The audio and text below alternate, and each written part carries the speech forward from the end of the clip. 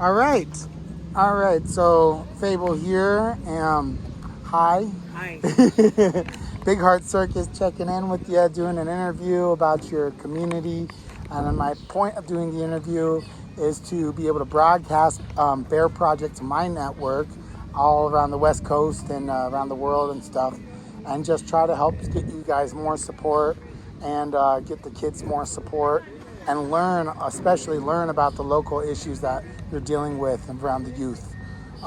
So, if you will, please introduce yourself and tell me what you do and what the project is about first. Okay, my name's Eileen and I work for suicide prevention, and we work with the Bear Project, which started out as Be Excited About Reading. And I wish we would have had our books here to give away to the kids. Yeah. And but it was everything's so jumbled right now. But we work with youth. We try to encourage them, find them resources, teach them how to have fun, teach them how to pray, teach them anything we can, and answer any questions they have, just to keep them wanting to live life. Yep. With hope. Beautiful. Wow. And how long has the Bear Project been around? Since 2000. Cool. How many of you are involved in the organization? Right now, it's me and Tiny. Okay. And we use a lot of people in different districts for different things, to set things up, or if we need something, they answers or whatever, they'll help us to do that. And we work with Henry. Yeah. Henry works with us, and he's a great organizer and kidnap magnet. Yeah. So he knows where to pick up kids. He's always willing to do the work that has to be done. Yeah. Get them fed, everything, Yes. That's amazing.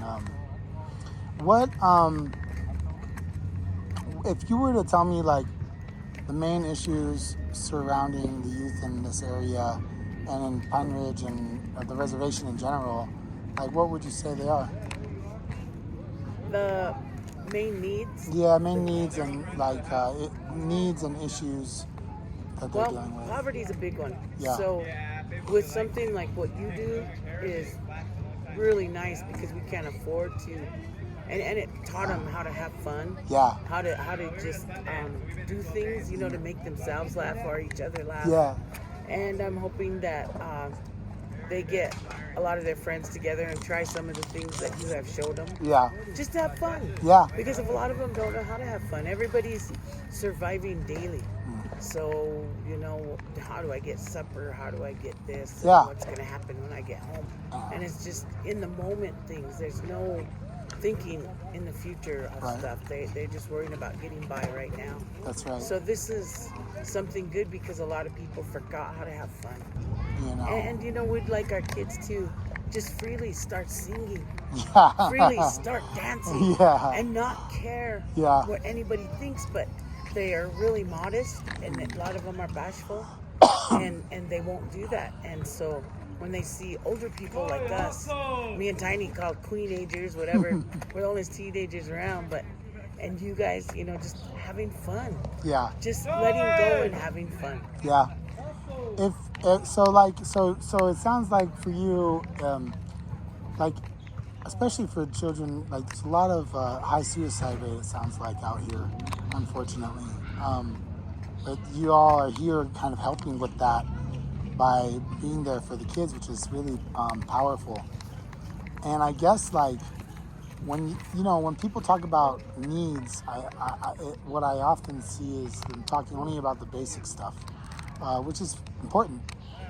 But then there's all those other layers, right? And I'm wondering what some of those layers are missing that you see need to come out more and need more support for. We need them. Yeah, we need.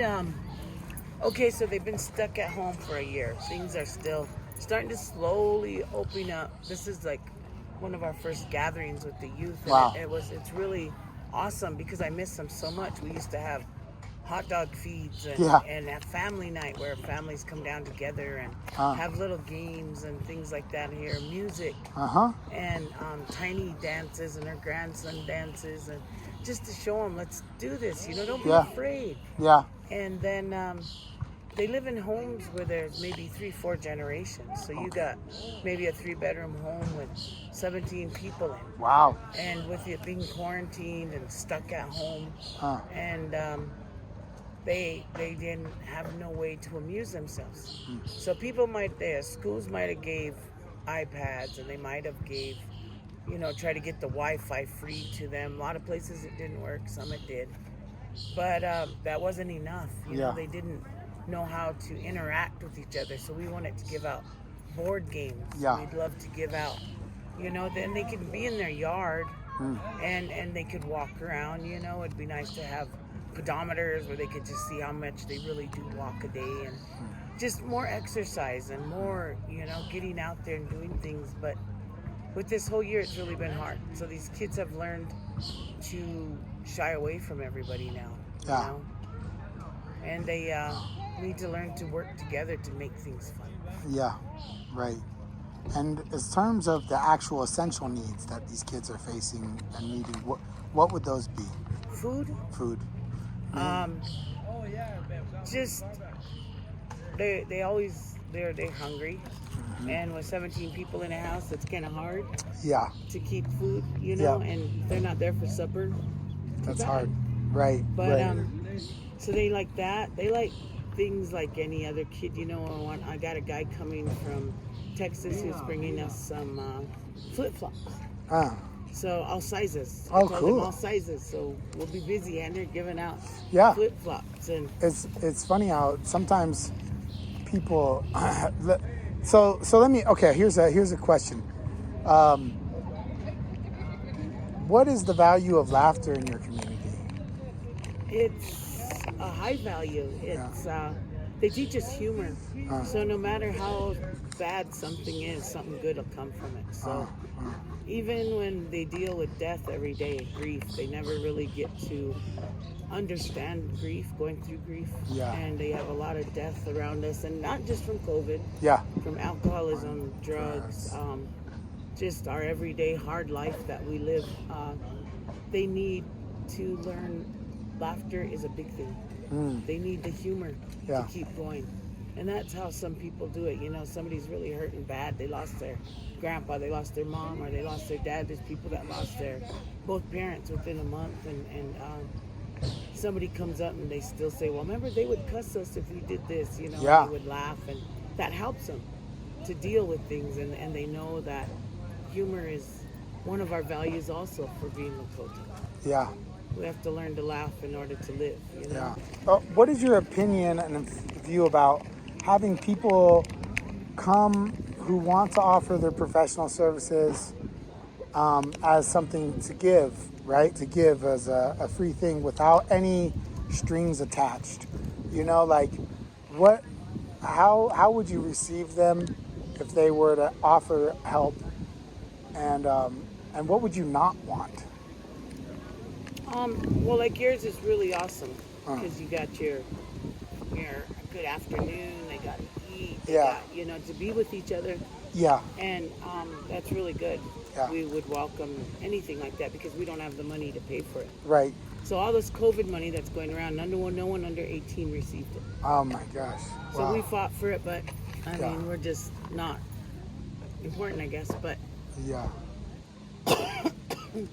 For people to come, they're always saying, let's get all these psychiatrists, let's get these counselors, we had many of them come through to try to help with the mental health part, the behavioral health, and help them deal with things, but we are unique. We are unique people.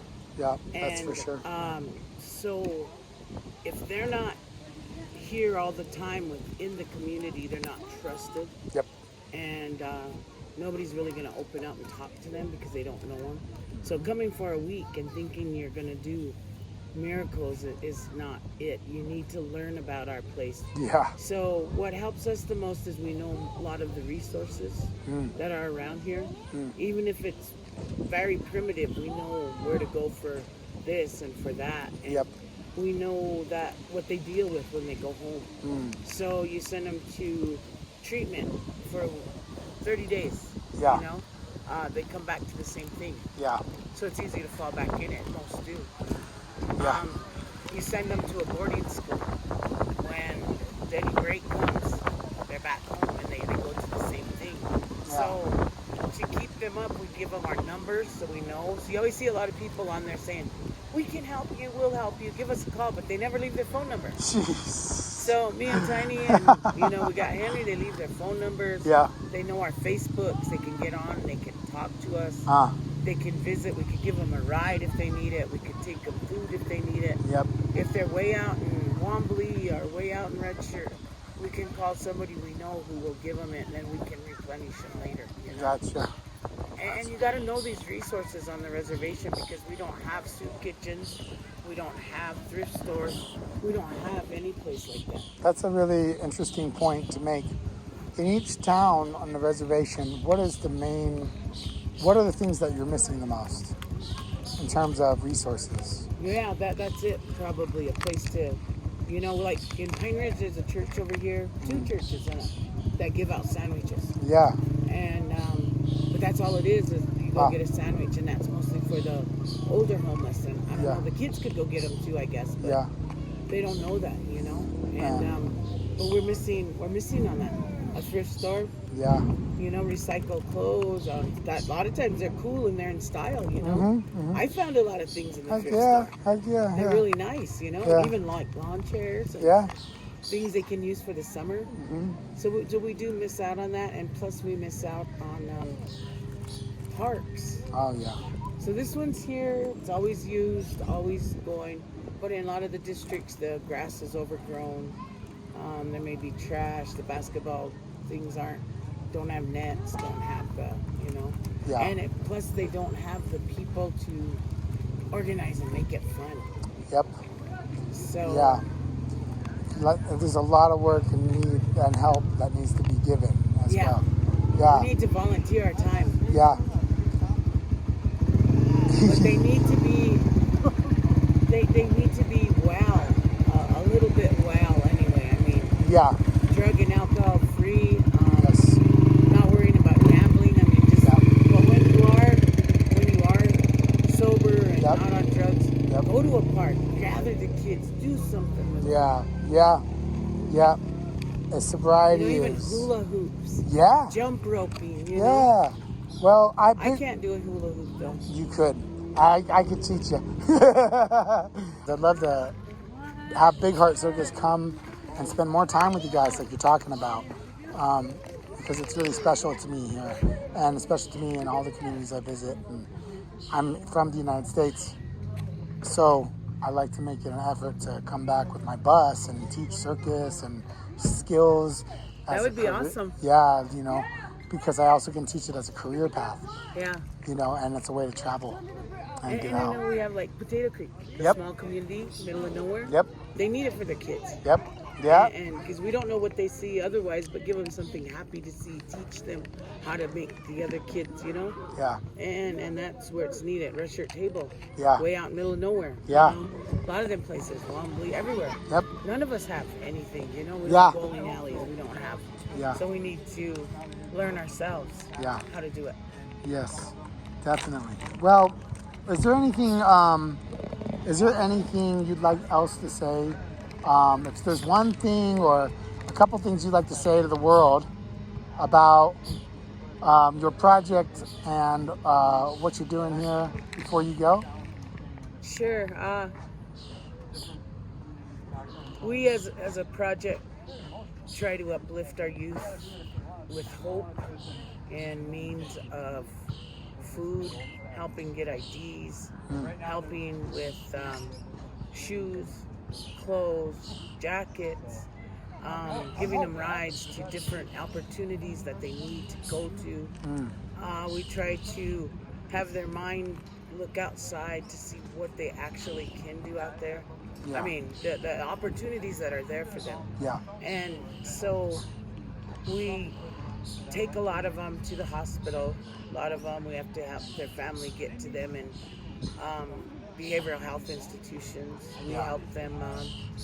We do whatever we can. We're social work. We're fun. We're there to talk to them, and all we have is our Lakota heart, Yeah. and we rely on people from the outside that want to help in any way they can. Right. And there's a lot of them out there. Yeah. A lot of them out there. Yes, there are. There are, and it's been quite interesting to see the pushback of outside help coming in as well, not from the community here, but from other communities Yes. elsewhere. Yeah. It's almost like sometimes there's people who don't understand that building the bridges is more important than burning them, you know? When we lost everything, before me and Tiny in 2015, our jobs were ended and everything else. And she said, "What do we do?" She said, "We pray." Yeah. She said, "Let's pray," And as soon as we did that, we got all these people calling. It was crazy. Ah. So they helped us to build up our bear project, our building, and it was getting winter, it was getting cold, so jackets start coming in, and Yep. we just had these calls we never had before, and prayer does work Yeah, it everywhere. does. And, Oh, yeah. So that's what we try to teach our kids also. That's the first thing. That's beautiful. Well, I just want to say thank you very much for meeting and talking with me. And I have your website and I have your PayPal, and I'll be sharing it again with this video and trying and suggesting that people make donations. And if there's an address, so I just have them send. If they want to send box donations, send it to the address on your website. Yeah, probably, yeah. Great. Well, yeah, and one last thing. How much did you guys enjoy what we did today? Oh, I enjoyed it a lot. It was fun. I wish I knew how to do that so I could do it with them all the time. We'll come meet you next time. Yeah, that's awesome. Well, wonderful. Thank you so much. And one more time your name. Eileen Janice. Eileen Janice. That's right. Yeah. Awesome. Thank you so much, Eileen. You're Take welcome. care.